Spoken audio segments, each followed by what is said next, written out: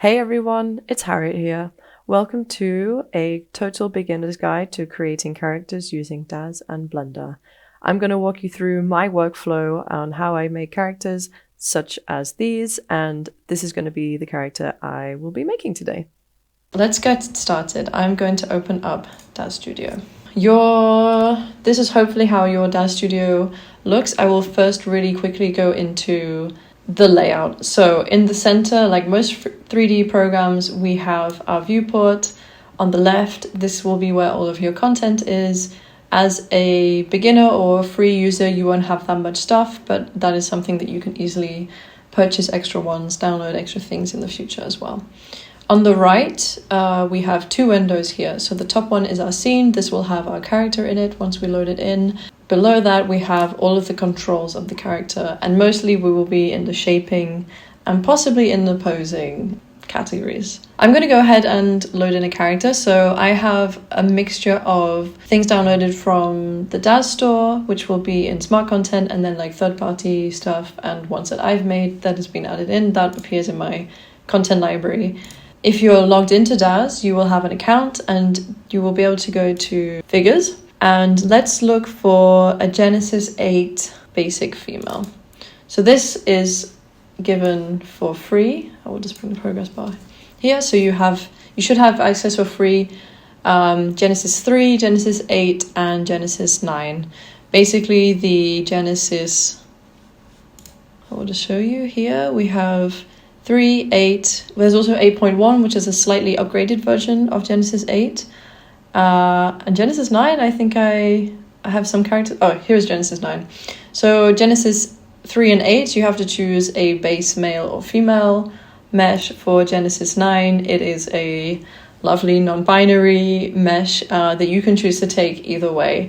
I have a majority of assets for Genesis 8. I'm just going to stick with Genesis 8, but the workflow is exactly the same pretty much. We have, if you're using the smart content browser, if you click on your character here and have it selected, you'll notice that some things deselect.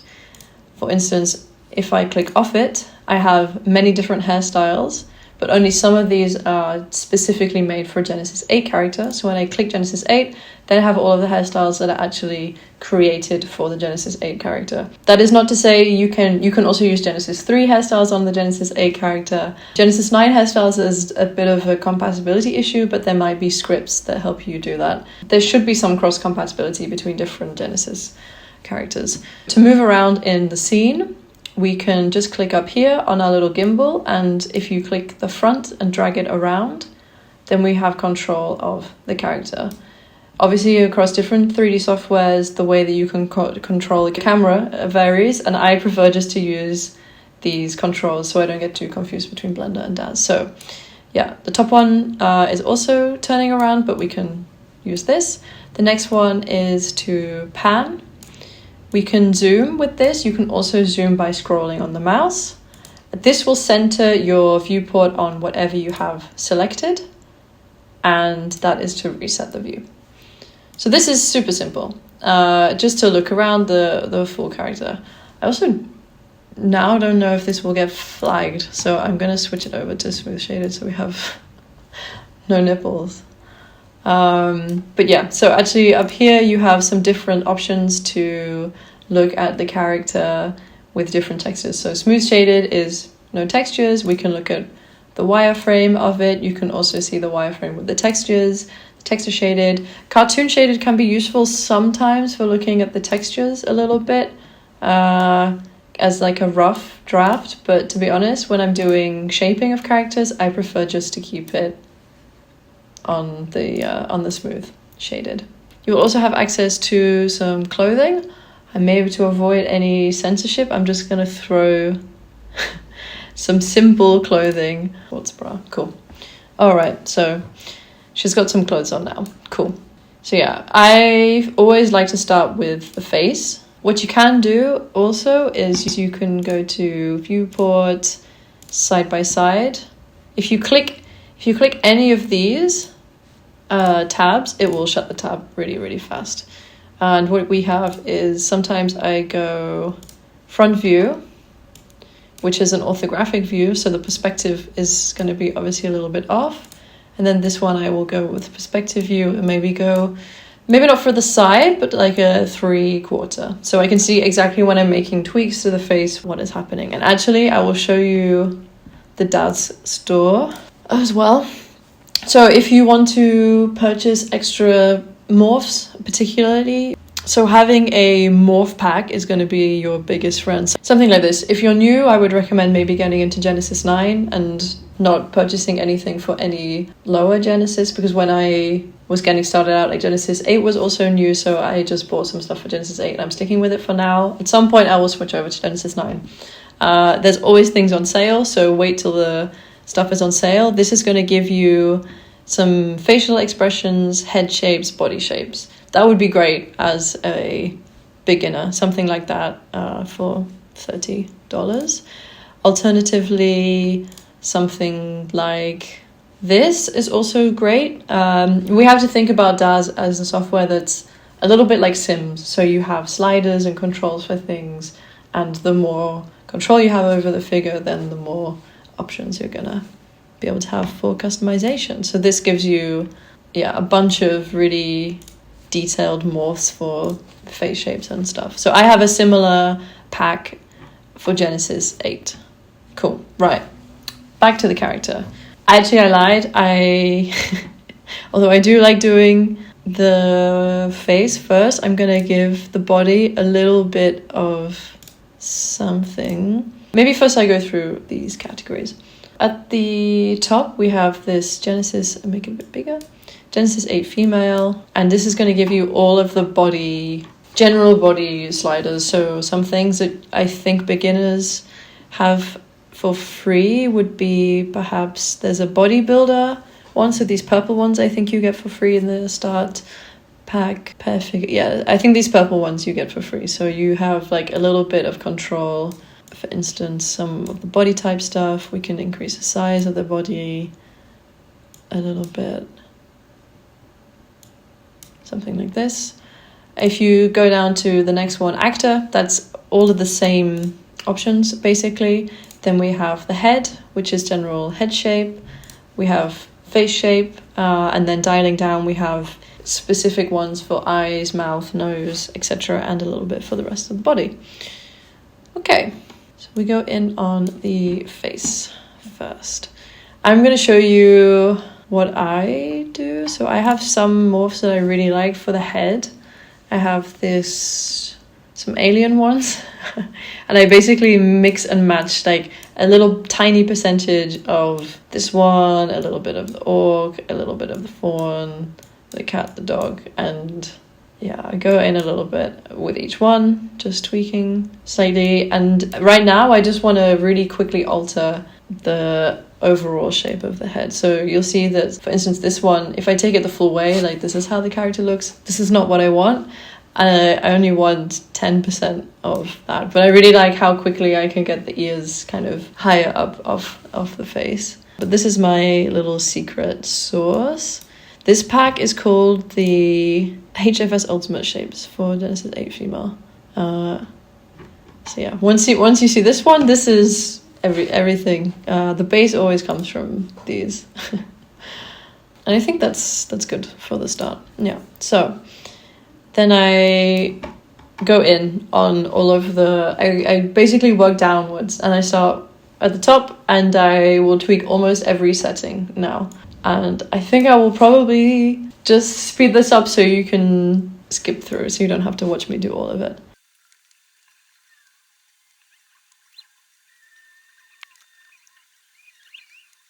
So I'm kind of, now it's getting somewhere a little bit where I want it. The default skin is, I really don't like this default skin because the eyebrows are very off-putting.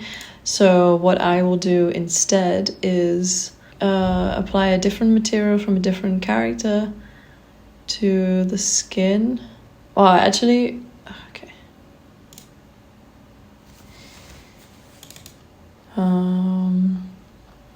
Yeah, so I want to apply a different skin to the character because I find these eyebrows really off-putting when I'm trying to work out where the brow should be. I will probably repaint the skin entirely, or maybe not entirely, but at least partly from this base. So it doesn't fully matter right now what I give them, but okay, so you see something like this is a much better base skin to be working off because I've hidden the eyebrows. I will probably add in like real fiber eyebrows, like real hairs instead. And yeah, we don't have this painted online because you can have some of the skins from, so when you download characters off Daz, some of the skins will have eyebrows painted on, and some of the characters will come with like physical eyebrows that you can add on. You can also remake the eyebrows in Blender. It's pretty easy to do that too. Yeah, okay, I'm gonna keep going.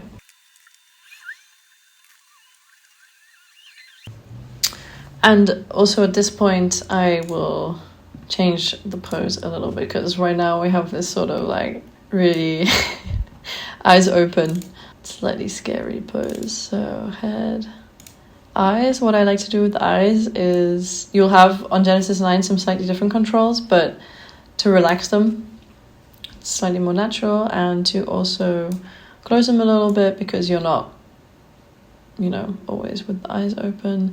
The mouth there's something a bit weird going on with the mouth. Maybe I'm not quite sure what I did. It was one of these.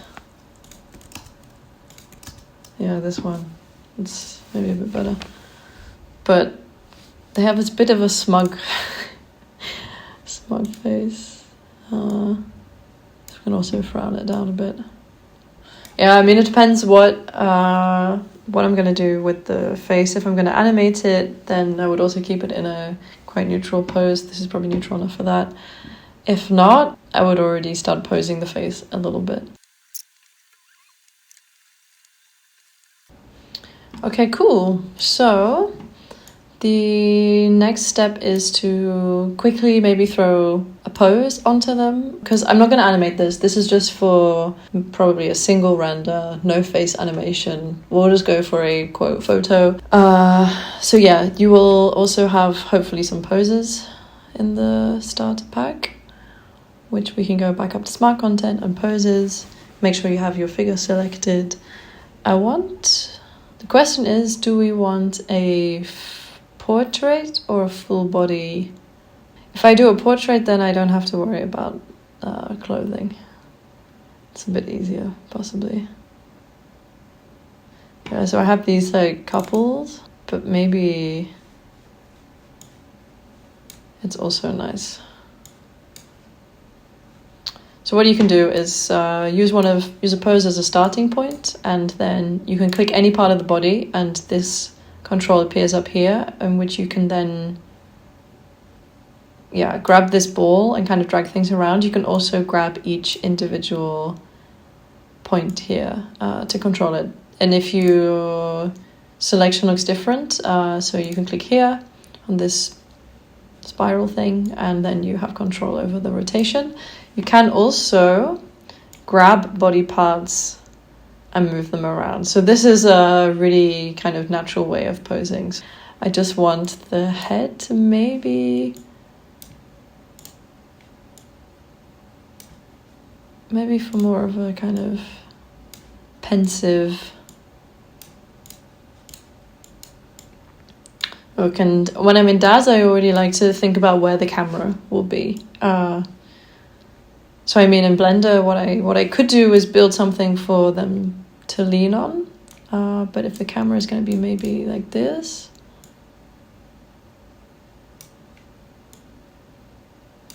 and then we can even possibly shut the eyes.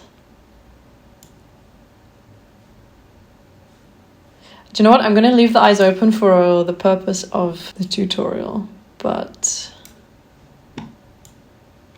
we'll go sleepy. So yeah, there's a bit of an issue with the eye materials in Blender, so I will keep them open just so you can see.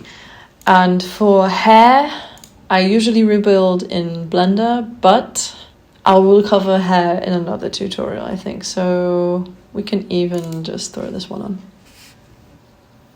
So if you're adding anything to the character, clothing, hair, props, etc., you always want to make sure that character is selected first in the corner, in the scene outlier, and then to add whatever you need to add to them.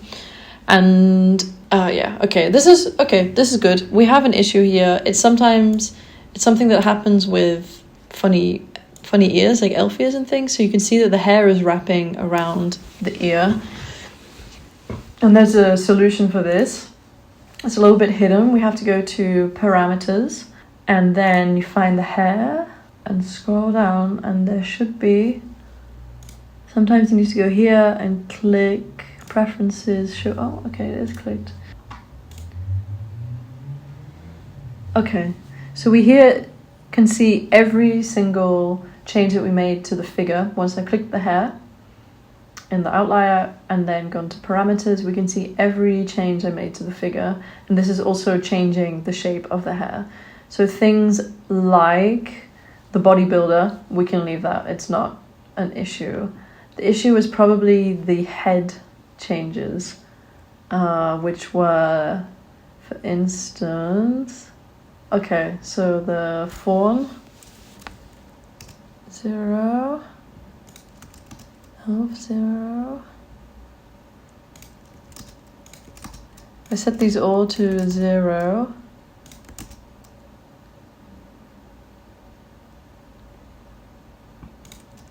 And also any of the ones with the ears. Okay, this one worked with the ear. There can be a few different ones changing it. There's still something small, but to be honest, it's not so bad now. It's okay. But I'm gonna change. What? Okay. Nice. So that's pretty much fixed. Yeah, and you're never gonna get a truly perfect match with the because it's shaping the hair to fit the head. So it's not gonna be like perfect, but it's good enough. And even with the hairstyle, we have some adjustments that we can make to it. So we can, for instance, say bangs shorter and some different styles. Maybe also longer is a vibe. Or shorter and longer, and we get a different shape. We can take away the ears.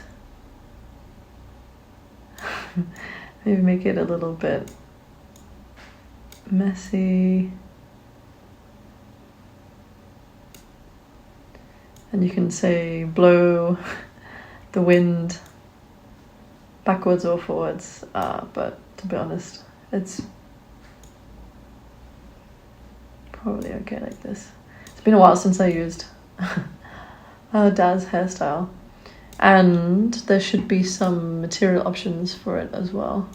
I will usually probably just change the color in Blender anyway, but we'll just go with the plain light base and then recolor it in Blender, I think. Okay, so I'm also wondering, we can give them a different eye color. Because I use this base skin, I can even use the makeup that goes with this skin, although I'm not sure I'm that much into it. But this might be nice. A bit of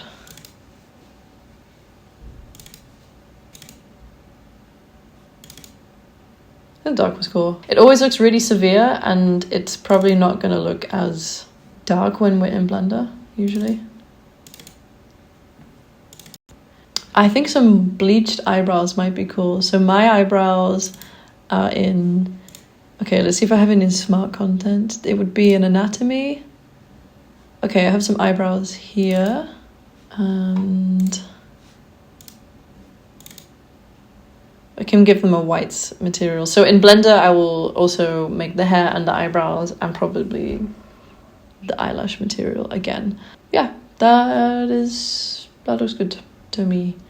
And we'll keep the outfit. Okay, no, I'll find a better outfit that's not this boring boring sports bra kind of favorites. What's this like?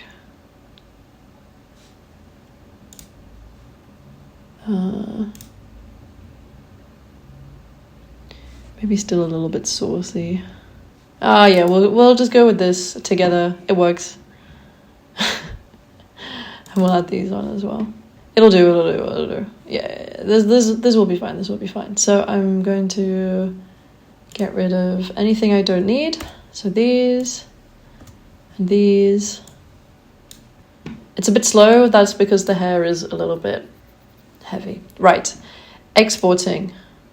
It's a pain in the ass, I'm going to tell you already. So there are multiple ways of exporting. I'm going to pop a diagram up on the screen. I made this when I was trying to explain to some university students the best ways of exporting. If you have any questions, maybe just DM me on Instagram because it's a little bit complicated. But the best workflow is if you need the character exported to any software as a still, not carrying any animation info, the best and most stable format is OBJ. It will write the materials into a separate folder, so you'll have all of the materials also in a separate folder, easily accessible. You can use FBX. The issue with FBX is sometimes it's not fully accurate with the export, so sometimes the pose is not fully captured and it's like slightly different. If you're trying to do animation, not all of the animation sometimes bakes in, and FBX is not so stable with Blender when you're importing. I don't know why. So if I'm doing animation, because you can also animate in Daz, then I use the Sargon Alembic exporter. It is a third-party one, and you can download it from their website. They have a they don't even have a website. It's in a Daz forum somewhere, and then they have a Google Drive. So just Google Sargon Alembic exporter, and this thread will come up, and then you want to press get and then install it. It's free. It's great. It basically bakes all of the animation in and has it as kind of cache, and then in Blender it references this. The issue is you cannot edit the mesh in Blender. But it's very stable. The files are like 5 gigabytes sometimes if your animation is a bit long. But I found that that's the best thing. Like if you're truly happy with the character, you can fully take it from Daz into Blender, and it's animated. You can do body animation. You can do face animation with an iPhone using Face Mojo. You can alternatively send the FBX in like a T pose or in the A pose, and it will have the rig in it. The rig is also a little bit iffy. So there's also a Daz to Blender bridge. However, I don't personally like how heavy the files are, and I don't like the way that it sets up the materials because I have to rebuild the materials anyway. But it is very realistic with the materials. It's just quite heavy because there's already a lot of subsurface scattering with them. But some people really like it because it gives you this very nice rig, and then you can animate quite easily in Blender. Because I'm not doing a lot of really complicated animation, then I don't usually bother. For this instance, I just want a still image. So I'm going to export OBJ. We can see this dialog option comes up. I normally export for Blender at 1% because the scale from Daz is huge. So, accept. So let's go ahead and open Blender. Make sure you're always running the most recent version of Blender. Don't be scared about updating and it looks different. Just do it. You'll get used to it. Trust me. Sorry, someone has to tell you. Go ahead and we delete everything. So A for select all. There's a lot of keyboard shortcuts that speed up things in Blender. I'm going to try and remember to tell you all of them. It's good to learn them. So A, select all. X, delete. For orientation around in Blender, the best way is to use the middle, always use a middle mouse button, drag around. Middle mouse button and left shift is panning, zooming, obviously with scrolling, and yeah, that's it. If you're sometimes getting a bit lost over here and you want to get back to the beginning, you're like, I can't get back to the beginning. You press, if you have an object in the space, you press period, the full stop button, and it will take you back to the view of that object. Boom. So yeah, if you're ever getting lost, just find an object in your, press that to get back. We want to import our character. So we go File, Import, OBJ, sitting. I will also show you how all of the maps look.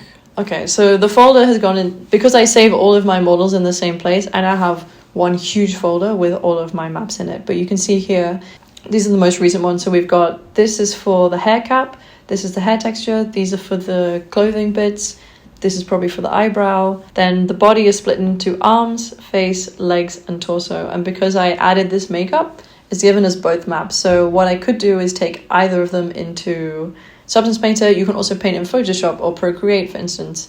Like any 2D drawing software, you can repaint on top of the maps. If you want to quickly check that all the textures have imported correctly, we can hop on over to this little arrow and click to show the textures. And this is going to just give us a preview, and it looks like everything is good. Okay, I mentioned the eyes. The eyes are always white. This is an issue that a lot of people get a bit confused with. It's no worries. This is the first thing we will switch. I'm going to go ahead and go into render view. So you have 4 viewports up here. The very left one is wireframe. So that shows you the wireframe of the models. Then we have just your standard preview. The next one is a material preview using Eevee. So Blender has 2 render engines. One is Eevee, which is similar to a game engine. It's real time. It's not super accurate or physically accurate to real world lighting, particularly with like diffraction and glass. It's a little bit iffy. It takes a while every time you have a model because it has to load everything when it boots up. But once the materials have all loaded in, then it's fine, and it's almost real time. Mine's just a little bit slow these days. So yeah, you can see again that we have this eye issue, but you know, it doesn't look that bad. It looks very game engine-y. And once we add in lighting, it also looks better. For some people, your default render engine will also be Eevee, and to change that, because I will always preview it in cycles, you want to hop over here to your render properties and change this from Eevee to cycles. Also by default, I have my scene set up a little bit custom. Yours might be not using your world or your lighting. So you can also really quickly use the same lighting from the Eevee setup by unticking the scene world. So if you have it unticked, it uses Blender's default in-engine HDRIs, which are like worlds that go around the scene. And you can change this also for a quick lighting preview once you don't have your light set up. Your scenes will also have this unticked. So yours will probably be gray. I always prefer to switch on transparency because if I'm working with a HDRI, you will see the HDRI. Let me show you what I mean. So if I want to change really quickly the lighting, we go over to the world, we click this little yellow blob, and you want to insert environment texture. It's going to go pink, no worries. In Blender, if you have a pink screen, anything pink on the screen means there's a texture missing because we added in an empty texture.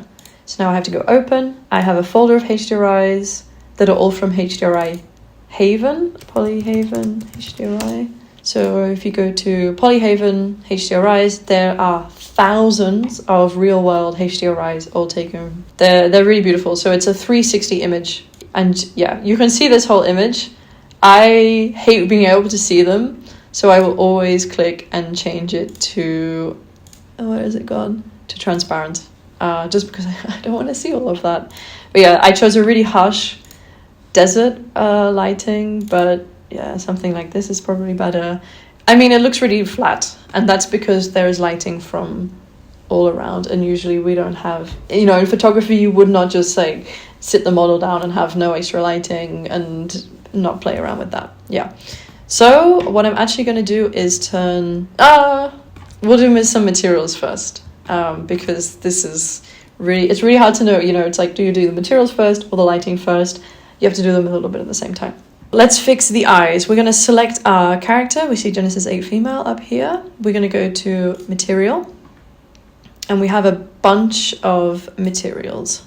Some things to take into account. Some of the materials use the same texture map, but they have different slots. We know, for instance, the face map.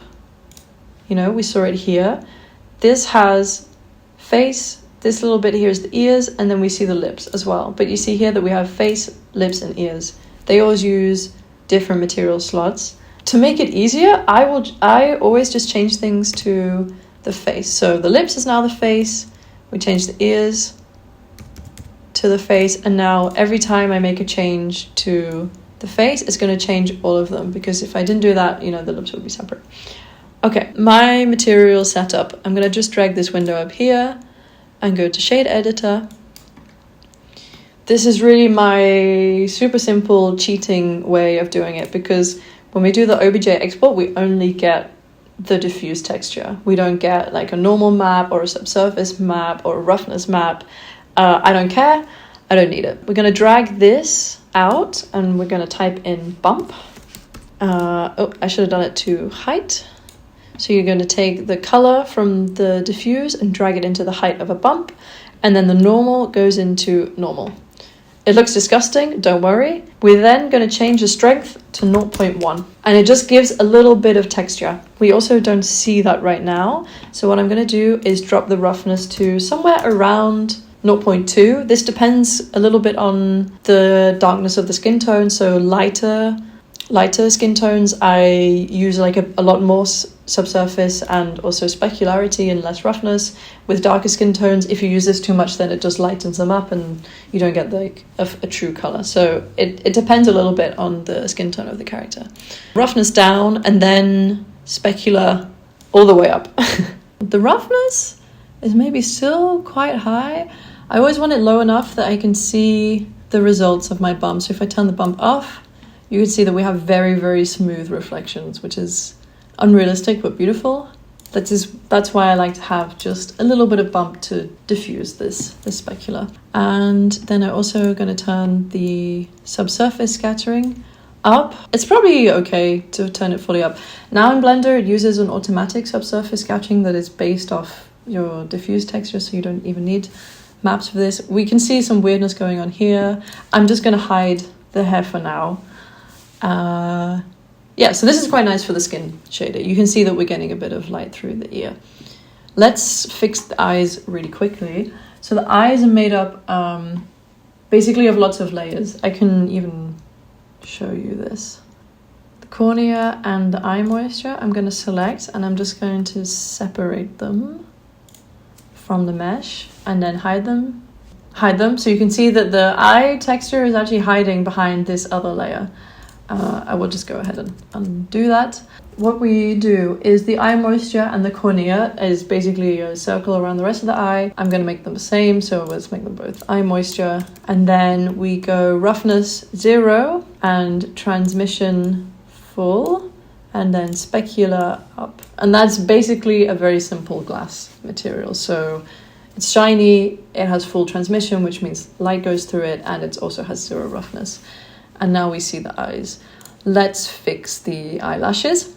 So there's also a kind of tier around the eyes too. Roughness down, specular up, and then transmission up. I like to hide it a little bit so we can also drop the alpha. It looks okay. You can see the edge a bit. I probably will just... Sometimes I hide it fully, it depends. We'll look at it later with the lighting. The eyelashes themselves, right now we have this gorgeous, just plain, and that's because it's missing the alpha image. So we can go Shift A, add an image, and then the color into the alpha. And I know that the eyelashes are in the same folder as here, so I'm just going to copy the folder location, copy and paste it, and yeah, this is the eyelashes map. So I can just double click this, and now we have the alpha for the eyelashes. Again, we can go specular up, roughness a little bit down, because hair has subsurface, it has like specularity, it also has a little bit of transmission. Yeah, so something like this I might do. If I want to have them black as if it has mascara on it, then I would maybe take off transmission and maybe even make it a bit metallic. Yeah, maybe something like that. We stick with dark eyelashes or white. I like the dark. I think the dark works. Okay, let's go and keep doing the rest of the body. So what I'm going to do to speed things up is select these two nodes, which are what I'm happy with how the face skin looks, so I can go ahead and copy them. If we go to the torso and I can delete this one, it's going to delete everything, don't worry. And then paste in those nodes. You can press G for grab, that will move things around. And then all I have to do is reconnect it. So the BSDF, the green goes into surface, color into base color, and then color into height. And now the torso looks great, fully matches. We can do the same with arms.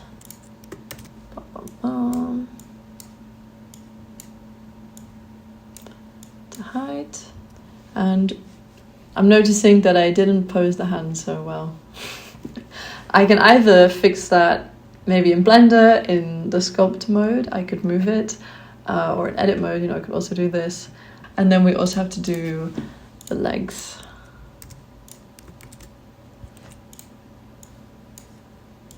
Color, height. The fingernails actually use the same map as the arms, so I can even go ahead and change the fingernails to be arms. And because we have subsurface already in the material, it looks great, so I don't have to change anything. Okay, let's find the hair. Let's fix this hair because it is horrific. Okay, we might be missing the cap. No, here's the cap alpha. Okay, that's fine. So I can go ahead and duplicate this. And that's the alpha, color into alpha. Okay, cool. It's basically it's a wig cap, It's the skin. It basically colors up the skin color so that if you have a gap in the hair, you don't see the scalp. Let's do the bangs. So we have, this is the transparency for the hair as well. So I need to grab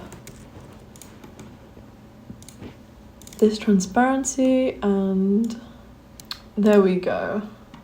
Boom. It looks pretty good. Okay, it looks pretty good already. There's some artifacts here, but this is a ray tracing issue.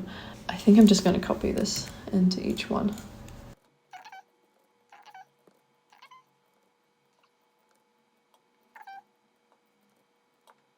Nice. So this black stuff, it looks really bad, but don't worry, this is a render engine thing and we will fix it later. For now, I want to get the hair and the eyebrows the same color. Right now, obviously you can't really see what's going on. So I can also, at any time, you can hide all of the extra stuff on the viewport. And yeah, it's really useful if I want to change this whilst having it selected. So the color, I'm actually going to get rid of this and make something like that and even drop the roughness. Again, subsurface up, specular is already up. Okay, we'll add a bit more subsurface. Yeah, something like this. Okay, so, and what I can do is you can copy anything in Blender. So the color, you don't even have to copy like the hex code, you can just hover over it and press Ctrl C. And if we go over to here, let's look on the bangs again. So if I delete this, we can see that we have a base color and I can put my own one in. It's a little bit wrong, the coloring, but let's see. It could be because the cap underneath. Let's try fix the darkness first in the render engine. So if we go over to our render properties and scroll down to light paths. So right now, the issue is transparency because there's an alpha, which means there is something that it should have 100% transparency at points, but the light is not traveling through enough. So if I up this to 50, okay, now we see that the color is completely correct because it's allowing the light to bounce through and to calculate all of that a lot more. It looks super wispy now, but maybe I don't hate that so much. I'm kind of feeling it. What I'm not feeling is this. I think I'm gonna hide it, but then it's really naked. It just doesn't fit the body quite so well. If it was a different material, maybe. What I'm gonna do is, because these paths make it a lot more heavy on my viewport, I'm gonna drop this to 20 and it should speed things up a little bit. Yeah. Okay, let's think. I mean, it's really... Oh, we're also missing the opacity. This could be it. Let's have a look. Opacity. If I make it transmission like glass, maybe... maybe this is better. Something a bit more abstract. Yeah. It's okay. And I'm gonna just change this to also be just be. all of them to be... Honestly, it's not that bad. And we can make this like a... Actually, I will show you something. There is a really incredible material library called Blender Kit, and we can really quickly find a nice metal that has a bit of extra texture going on. Do you know what? There's a pearl. This one, I really like this one. Yeah, this is nice. This is nice.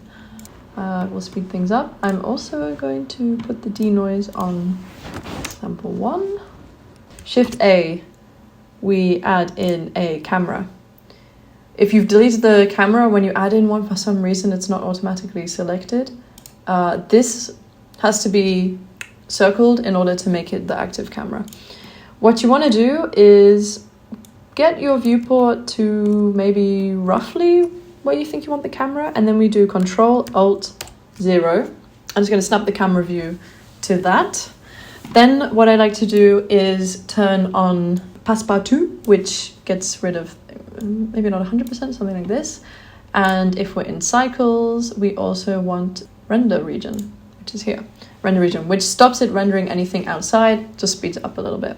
I will probably just render it square, so we can change the resolution here. For good old Instagram. And to get the camera moving around. Oh, wait. First, I'm going to set the focal length as well. I like 80 for portraits, just to stop the foreshortening on the face a little bit. This is your personal preference, you know. You could go really wide and zoom in and do something. Whatever you want to do with a real world camera, you can do a lot of the similar stuff here. So then we can press N on the keyboard. You can also press this little arrow here and lock camera to view. That's in the third panel down. Now when we move around the viewport, the camera is going to view. So this is the easiest way to set your camera view. And to be honest, I might do... I like this that's going on down here. So maybe we bring back the hair. You know, I still have to make something for them to lean on.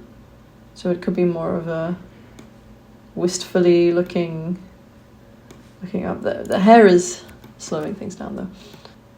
Maybe something like this. And I just had an idea. What if they're leaning on another character? You know? We can just add in like a shoulder or even a head. I'm using some keyboard shortcuts. So one for the front side, 3 for the side, and then 0. I don't hate it actually. Now we just have this HDRI. So actually what I'm going to do is drop the strength to 0. I don't need it. And now we have nothing lighting up the scene. So Shift A, we add a light, area lamp. Best lamp to use. You can light this whole scene only with area lamps and it will look great. We can control the settings here for it, and I'm going to change it to an ellipse. And firstly, I'm going to do a backlight. So this can be big and also fairly near the subject. It's going to just separate them from the background and also add in some nice edge lighting. I already really love the way it's catching the face here. So done. Don't need to change anything about that. We add in another area light, and this is kind of up to you how you want to light things. You know, if you wanted some really industrial, you could have like a really bright light coming from far overhead, for instance. I like to do a very kind of classical 3 lights. So we have the light that is shining on their faces. I'm going to make it smaller. So you'll see if I make it smaller, the reflections are smaller. And if I make it bigger, that's S on the keyboard for scale, then the reflections are more diffused. So I go something maybe a bit like this. We can drop the strength down. It's probably still too strong. So you can change the color and also the strength of the light. And right now I kind of, maybe this should be more of a fill light because I want the side that is not facing the camera to be a bit brighter lit. So this can be, yeah, like quite a wide, big, diffused one. Okay, Shift D is going to duplicate it. And then I'm just using R on the keyboard to rotate it. And G. And yeah. The fill light is way, way too much. It can be something like this. You see that they have a slightly strange face shape, so the reflections are almost off a little bit around the brow. This is cool. This is nice. Let's see how the hair looks. Yeah, totally fine. The framing is a bit off now because we have this other character. Do you know what? We can throw in something from Blender Kit because they also have models for free. They have a bunch of interior. An onion? Yeah, maybe like a chest. Oh, we're just gonna be super fast. I'm gonna have to pick something soon. Yeah, let's do this. And it's not on the ground, but don't worry why it's not. Oh, they could be carrying it? Is that silly? And then that's resting on something? I don't know if I'm getting a bit. It's gonna be a pile of bags. Wait.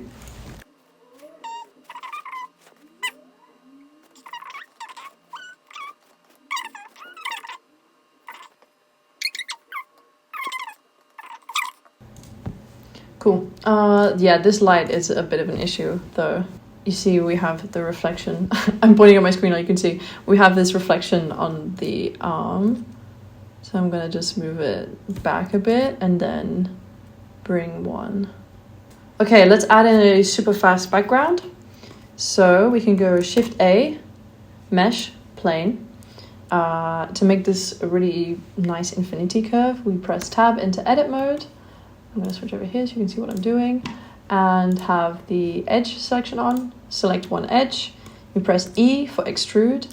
And then press Y to lock it to the Y angle, axis. And then we want to press that corner. Control B. Scroll. Click, done. Super fast photography curve. And we can also stretch it a bit. And then you want to go Object and Shade Smooth. Nice. You can also right click Shade Smooth, that's faster. And I can add maybe a light to light up the background. Maybe it's nice that it's kind of somewhere. Okay, so we're pretty much ready for rendering. You want to go through all of these and make sure anything that you have turned off is also turned off in the render view. So this is your viewport view, this is your render, disable or enable. We make sure it's turned off. I'm just going to stick with this resolution. We don't have to change the output unless you're doing an animation, but maybe it's good to practice do this. So this is going to change where your render outputs to. You can also leave this. I'm going to make sure that our color management, I'm going to set it to AGX, which is like a updated version. So you'll notice that the color changes a bit. It should look good. There's more complicated videos going into this. Right, render settings. So you come down here to render noise threshold. I turn it off. 4,000 samples is very unnecessary. I'm going to change it to 200 because we have a lot of light paths. So yeah, it should be fine. We'll see when we render it. And denoise, I'm going to just leave this on for now. We want the transparent paths to be something like 60. 60 should be good. Maybe just in case I set it to 70. Yeah. And after that, maybe I'm going to up this to like 150% of 1920.